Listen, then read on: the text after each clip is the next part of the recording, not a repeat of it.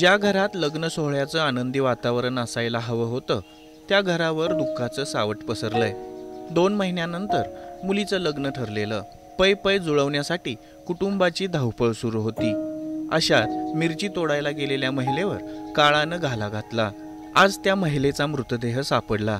हे बघताच मुलीनं एकच टाहो फोडला। तिच्या डोळ्यातून वाहणारे अश्रू बघून पाषाणाचे हे डोळे ओले झालेत। केवळ कुटुंबावरच नाही तर अख्खं गाव दुःखात बुडालंय।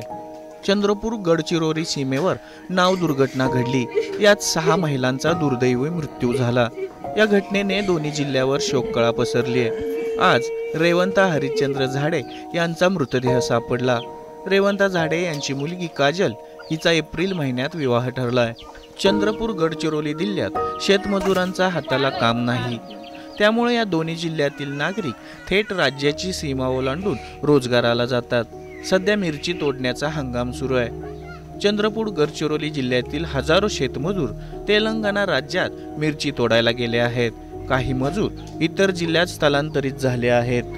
अशात गडचिरोली जिल्ह्यातील गणपूर येथील शेतमजूर पोटाची खळगी भरण्यासाठी वैनगंगा नदीपात्रातून नावेने चंद्रपूर जिल्ह्यातील गंगापूर टोक शेत शिवारात मिरची सोडायला निघाले होते।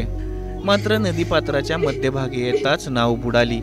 या दुर्घटनेत 6 महिलांचा दुर्दैवी मृत्यू झालाय।